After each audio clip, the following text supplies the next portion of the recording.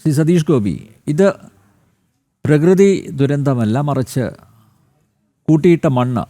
തുരങ്കപാത നിർമ്മാണം നടക്കുകയാണ്. കൂട്ടിയിട്ട മണ്ണ് ഏകദേശം 1,00,000 ക്യൂബിക് മീറ്റർ മണ്ണ് ഉണ്ടെന്നൊക്കെയാണ് പറയുന്നത്. കൃത്യമായിട്ട് അറിയില്ല. ആ മണ്ണ് ഇളകി വന്നതാണ്, മണ്ണ് ഒലിച്ച് വന്നതാണ് ഇന്നത്തെ അപകടത്തിന് കാരണം എന്നാണ് പറയുന്നത്.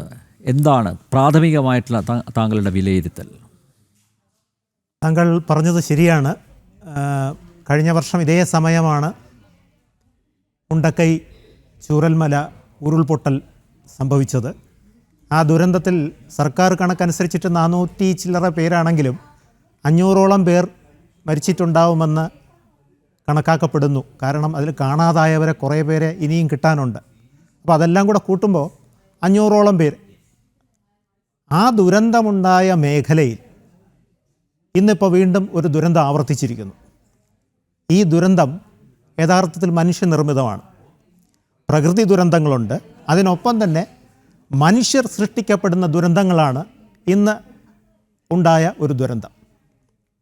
ഈ ദുരന്തം ഉണ്ടാവാനുള്ള പ്രഥമ കാരണമെന്ന് പറയുന്നത്, ഇപ്പോൾ ഡിസാസ്റ്റർ മാനേജ്മെൻറ്റ് ആ ആക്റ്റിൽ നിഷ്കർഷിച്ചിരിക്കുന്ന ചില കാര്യങ്ങളുണ്ട്. അതായത് ഇപ്പോൾ പ്രകൃതി ലോല മേഖലയിൽ, അതിലോല മേഖലയിൽ, പരിസ്ഥിതി അതിലോല മേഖലയിൽ നമ്മളിപ്പോൾ ഒരു വർക്ക് എക്സിക്യൂട്ട് ചെയ്യുകയാണ്, ഒരു സിവിൽ വർക്ക് എക്സിക്യൂട്ട് ചെയ്യുമ്പോൾ അവിടെ മെറ്റീരിയൽസ് സ്റ്റാക്ക് ചെയ്യാനും അവിടെ ഏതെങ്കിലും തരത്തിൽ നമ്മൾ കുഴിച്ചെടുക്കുന്ന മണ്ണ് സ്റ്റാക്ക് ചെയ്യാനും ഇതിൽ പറഞ്ഞിരിക്കുന്ന നിർദ്ദേശങ്ങൾ അനുസരിക്കണം. അതായത് ഒരു ചരിവ് തലത്തിൽ ഒരു കാരണവശാലും മണ്ണ് സ്റ്റാക്ക് ചെയ്യാൻ പാടില്ല.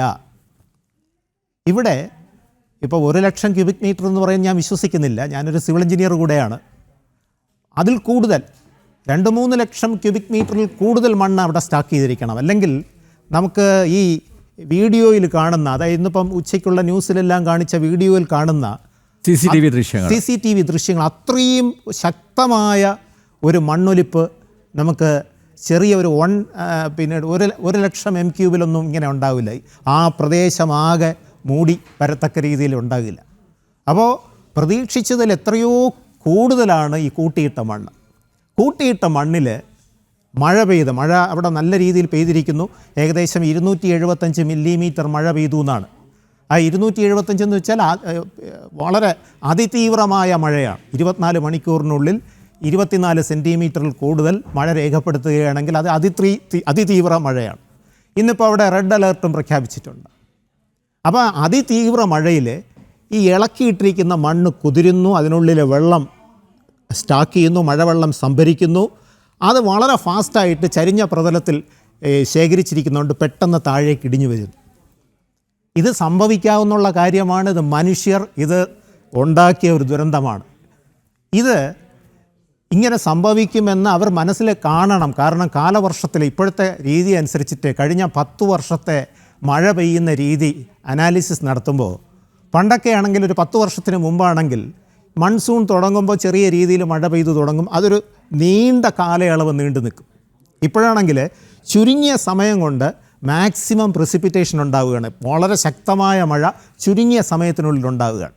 ഈ ചുരുങ്ങിയ സമയത്തിനുള്ളിൽ വളരെയധികം മഴ പെയ്യുമ്പോൾ ഈ പരിസ്ഥിതി അതിലോല മേഖലയിലൊക്കെ വളരെ ദുരന്തങ്ങളുണ്ടാവാം.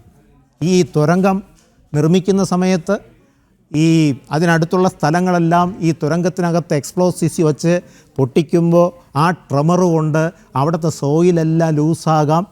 മാത്രമല്ല വളരെ ശക്തമായ വൃഷ്ടി ഉണ്ടാവുമ്പോൾ അത് ഈ മണ്ണിനുള്ളിൽ ശേഖരിക്കാം.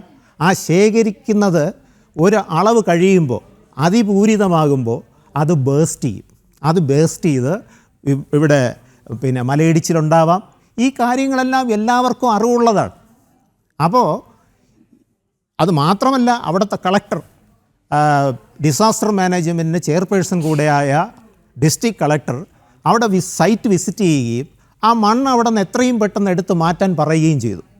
എന്നിട്ട് പോലും ആ മണ്ണ് അവിടെ നിന്ന് മാറ്റിയിട്ടില്ല എന്ന് പറയുമ്പോൾ ഈ ആൾക്കാരുടെ, ഉദ്യോഗസ്ഥരുടെ ആയിരുന്നാലും ശരി തന്നെ, ഈ വർക്ക് ഏറ്റെടുത്ത് നടത്തുന്ന കമ്പനിയുടെ ആയിരുന്നാലും ശരി തന്നെ, ഉത്തരവാദിത്വം എന്തുണ്ട്? അപ്പോൾ ഈ നടക്കുന്ന മരണത്തിനെല്ലാം, ഇതുമൂലം നടന്നിരിക്കുന്ന മരണങ്ങൾക്കെല്ലാം ഇവർ ഉത്തരം പറയേണ്ടതാണ് തീർച്ചയായും. തീർച്ചയായും അതെ.